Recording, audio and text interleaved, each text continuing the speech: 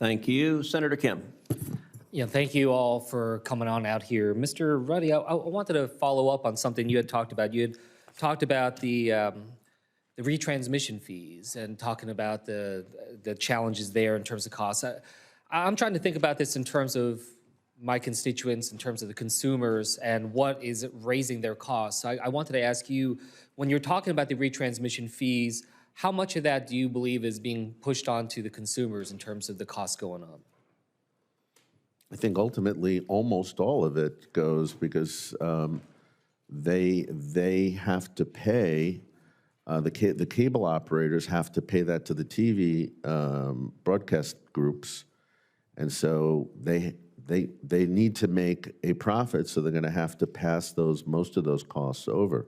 And we're seeing it in the cable bills, which have gone up enormously. And the reduction of content in cable, there's been a removal of channels. Again, there's so few independent media voices because they'll tell me, the cable operators, we like Newsmax. We don't have any money left for you because we have to pay the retrans fees, or they have to pay companies like NewsNation that have very little ratings high fees because of their market leverage of their broadcast outlets. So it's not good for consumers. So you're saying that media, I'm trying to think through how do we articulate, what is happening to the consumer. So the media consolidation is leading to these retrans fees increasing due to the leverage that these companies now have, and that's being passed on to the consumer. Is that the argument that you're putting together here? But a little bit more than that. What we find is the bigger the station group or network, the more leverage they have, the higher fees. So when Nexstar went above the cap several years ago and went to 70%, it was like a boon to the company, and that's where they went up from $300 million in EBITDA to almost $2 billion. And they're so greedy, they now want to go to 80% because they'll know they have even more market leverage. And now you're seeing other companies, and the broadcasting industry wants everyone to have this opportunity.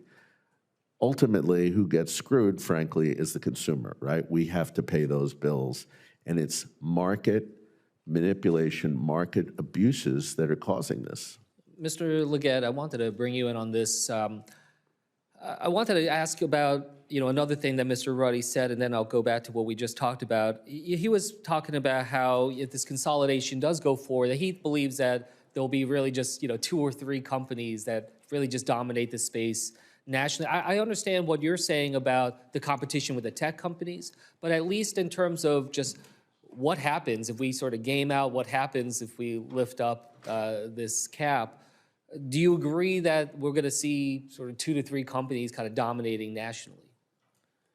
I can't see the future in that regard, Yeah. but I can tell you that the status quo is untenable. And I think it's important to acknowledge here that that these restrictions on the 39% cap, that's an ex-ante restriction, meaning before you can even get to the merits at the FCC or the Justice Department of making the case for your transaction, you're not at the table if you are proposing a transaction that violates these restrictions. So what the NAB is advocating for is for those ex-ante restrictions to be removed. I also think it's important to acknowledge here that over the last 3 years, industry-wide, retransmission consent revenues have actually decreased year over year.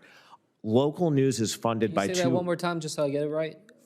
Across the broadcast industry, the retransmission consent fees that is being represented, we have this enormous market power to extract, have actually decreased year over year over the last 3 years. And the reason is simple. We're competing with Google, Apple, Netflix, Amazon for audiences. Our audiences have fragmented.